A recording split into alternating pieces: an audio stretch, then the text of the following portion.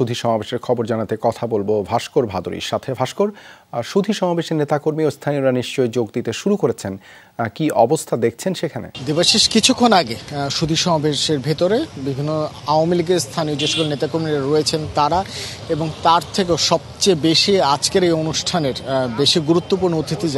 যারা এত বছর ধরে যাদের শ্রমে ঘামে পদ্মা সেতু নির্মাণ করা হয়েছে তারা কিন্তু ইতিমধ্যে প্রবেশ করতে শুরু করেছেন, এবং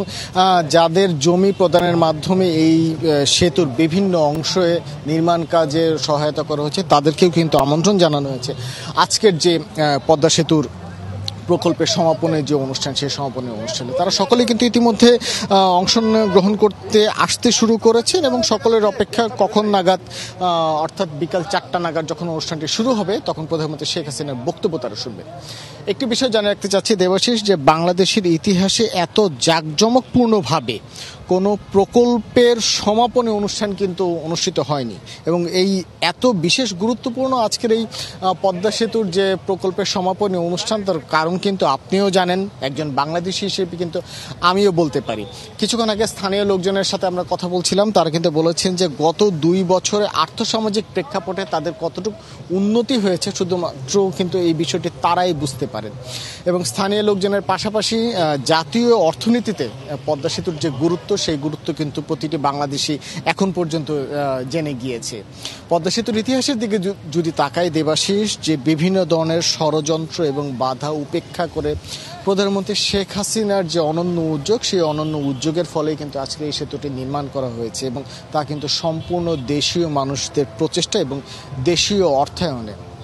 আজকের যে প্রকল্পের সমাপনী অনুষ্ঠানটি অনুষ্ঠিত হতে যাচ্ছে, সেই প্রকল্পের অনুষ্ঠানে সাধারণত বিভিন্ন ধরনের রাজনৈতিক দিক নির্দেশনামূলক বক্তব্য দেওয়া হয়, তবে আমরা আশা করছি আজকের এই অনুষ্ঠানকে ঘিরে মূলত প্রকল্প সংশ্লিষ্ট যারা জড়িত ছিলেন, সেক্ষেত্রে প্রকল্প পরিচালক এবং সড়ক পরিবহন ও সেতু মন্ত্রী ওবায়দুল কাদের, এবং সবশেষ প্রধানমন্ত্রী শেখ হাসিনা পদ্মা সেতুকে ঘিরে যে স্মৃতিচারণ, যে কিভাবে তারা এই বাধাটিকে উতরে দেশীয় এবং আন্তর্জাতিক নানা ষড়যন্ত্র উতরে বিশ্বের বুকে বাংলাদেশের এক নতুন প্রতিচ্ছবি দাঁড় করতে পারলেন, সেই বিষয়গুলো তাদের বক্তব্যের মাধ্যমে উঠে আসবে বলে আমরা আশা করছি। দেবাশিস, ধন্যবাদ ভাস্কর। যুক্ত হবার জন্য মাওয়া প্রান্ত থেকে যুক্ত রয়েছেন সহকর্মী সাইফুদ্দিন রবিন।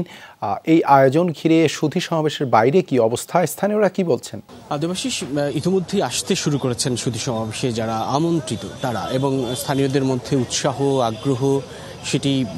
স্পষ্ট প্রকাশ পেয়েছে এই কারণে যে তারা আসলে আমন্ত্রিত না হলেও তারা আগ্রহ নিয়ে মূলত এই আয়োজনটাকে ঘিরে তার বাইরে, অর্থাৎ মূল যে প্যান্ডেল সেটির বাইরে অবস্থান করছেন। এবং ইতিমধ্যেই যেহেতু শুক্রবার জুমার নামাজ ছিল, জুমার নামাজের পরই আসলে সেই উপস্থিতিটা আমরা লক্ষ্য করছি, এবং আমন্ত্রিত যারা অতিথি রয়েছেন তারাও আসলে ধীরে ধীরে আসা শুরু করছেন এবং প্রবেশ করছেন মূল প্যান্ডেলে। যেটি বলছিলাম যে পদ্মা সেতু মূলত যেটি প্রকল্পটি আনুষ্ঠানিকভাবে প্রকল্প গ্রহণ করা হয় 2009 সালে,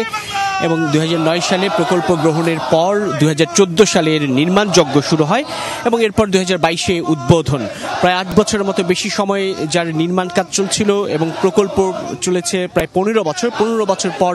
এই প্রকল্পের ইতি টানতে যাচ্ছে। 2024-এর 30 জুন পর্যন্ত মূলত এই প্রকল্পের মেয়াদ ছিল, এবং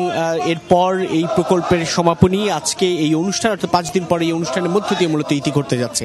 যেখানটায় প্রকৌশলী থেকে শুরু করে শ্রমিক যারা ছিলেন এই প্রকল্পের সংশ্লিষ্ট, সেই শ্রমিক থেকে শুরু করে অন্যান্য ভূমিদাতা সংশ্লিষ্ট সহ প্রত্যেকে, অর্থাৎ পদ্মা সেতু সংশ্লিষ্ট কিংবা পদ্মা সেতু প্রকল্পের সঙ্গে বা প্রকল্প নির্মাণের সঙ্গে যারা যেভাবে সংযুক্ত ছিলেন তাদের সঙ্গে এক ধরনের শুভেচ্ছা বিনিময় কিংবা সৌহার্দ্যপূর্ণ ভাব বিনিময়, সেটির জন্যই বা তাদেরকে সংবর্ধিত করাও এক প্রকার এই সুধী সমাবেশকে ঘিরে, এবং যার মধ্য দিয়ে মূলত এই দীর্ঘ বা এই যে স্বপ্নের কঠোর বাস্তবতাকে পূরণ করার যে প্রকল্প ছিল পদ্মা সেতু নির্মাণ প্রকল্প, সেটি ইতি ঘটতে যাচ্ছে। এবং এরপর এই প্রকল্পটিকে ঘিরে সরকার একটি কোম্পানি গঠন করবে, যে কোম্পানি 1 বছরের মধ্যে এই প্রকল্প বাস্তবায়নের মূল দায়িত্বটি হাতে নিয়ে তাদের সামগ্রিক আগামীর যে কর্মপরিকল্পনা বা কর্মকাণ্ড সেটি পরিচালনা করবে। দেবাশিস, ধন্যবাদ রবিন যুক্ত হবার জন্য।